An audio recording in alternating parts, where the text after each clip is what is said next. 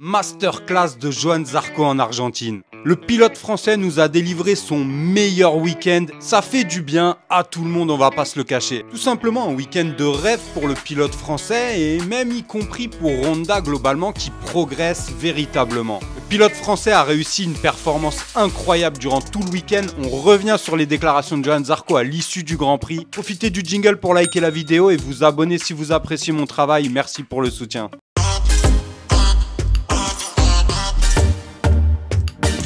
Johann Zarco, notre Jojo national, notre musicien, notre artiste, notre pilote fantastique, a réussi un week-end tout simplement époustouflant. Quand on voit le niveau de Honda il y a encore quelques mois et qu'on regarde les performances de Johann, chapeau. D'ailleurs, tout le monde lui tire son chapeau, même Marc Marquez a eu des mots très sympathiques à l'encontre de Johann. Parce que s'il y en a bien un qui connaissait le niveau de la Honda quand il est parti, c'est bien Marc. Johann n'est pas seul, évidemment, il a fait un travail exceptionnel entouré des ingénieurs, de l'équipe, de la marque, des autres pilotes. Mais globalement, notre Jojo, en gardant la tête froide toute la saison dernière, en cravachant, travaillant dur, en y croyant toujours, on voit que la Honda progresse, fait un bond en avant. Surtout avec un pilote besogneux, travailleur et qui garde la tête froide comme Johann, forcément, il y a des résultats et ça fait plaisir. Johann Zarco qui était à l'aise tout le week-end. Déjà, dès le vendredi, on l'a senti très bien sur cette moto, faire de belles perfs.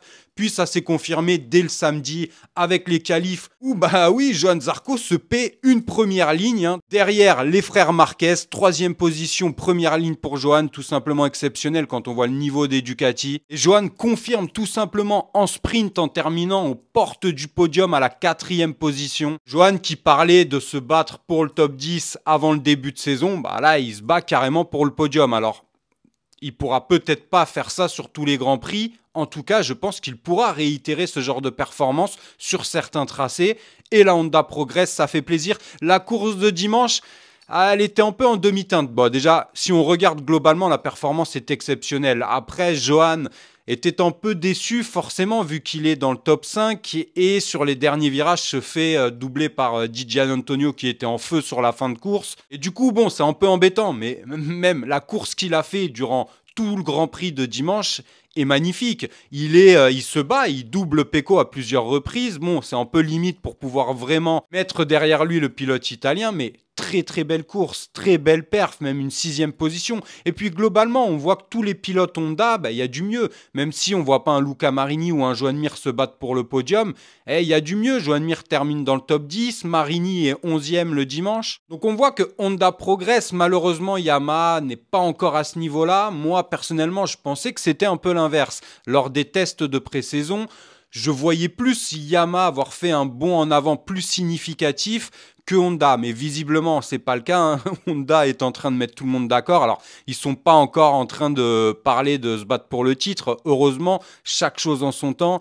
Mais les perfs sont quand même géniales et ça fait tellement plaisir de voir un Zarco à ce niveau-là. On peut même peut-être rêver d'une belle perf au Mans à notre Grand Prix national qui a lieu dans plusieurs semaines. Donc pourquoi pas une belle perf de Johann Zarco? En tout cas, en attendant, on revient sur les déclarations de notre pilote français. C'est plus que positif, c'est super, un week-end de rêve. Après, on veut rêver jusqu'au bout. C'est pour ça qu'on se dit que c'était une opportunité, qu'il fallait jouer le podium. Du coup, le premier sentiment, c'est un peu d'accepter cette déception. Après, je suis très content. Je fais des gros points et l'écart avec le premier n'est pas ridicule. Et je suis premier Honda derrière 5 Ducati. C'est franchement pas mal. Le départ a été mieux que la sprint.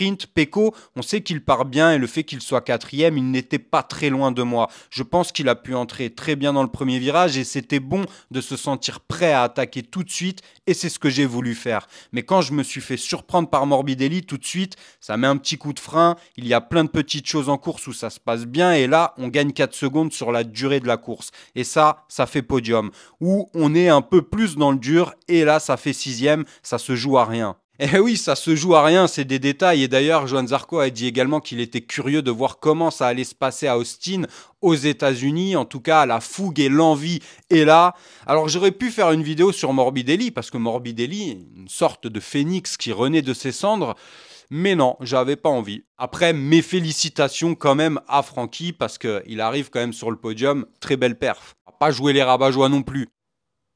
En attendant, ça fait vraiment du bien de voir Johan à ce niveau-là retrouver un sentiment positif, voir que finalement le travail paie, qu'il y a des réels progrès, qu'il est en mesure de pouvoir se battre avec des Ducati, chose qui n'est pas aisée. Donc il faut vraiment pas relativiser cette performance, elle est exceptionnelle de la part de Johan et il nous a régalé tout le week-end. Fabio Quartararo est un peu plus dans le dur, c'était compliqué en sprint, c'était carrément laborieux le dimanche, mais forcément Bezzecchi lui a pété en plein dans l'arrière-train.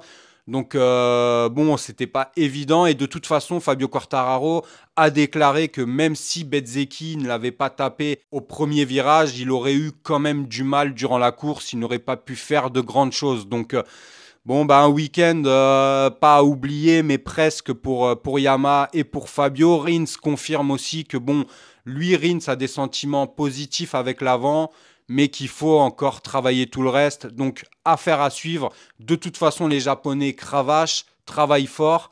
Ça va finir par payer. On reste derrière nos pilotes français. On se retrouve dès demain pour le live à 21 h. Soyez présents. On fera le débrief, évidemment, du Grand Prix. On va parler de Marc Marquez, qui explose tout le monde depuis le début de saison, de son frère Alex qui a une forme exceptionnelle lui aussi.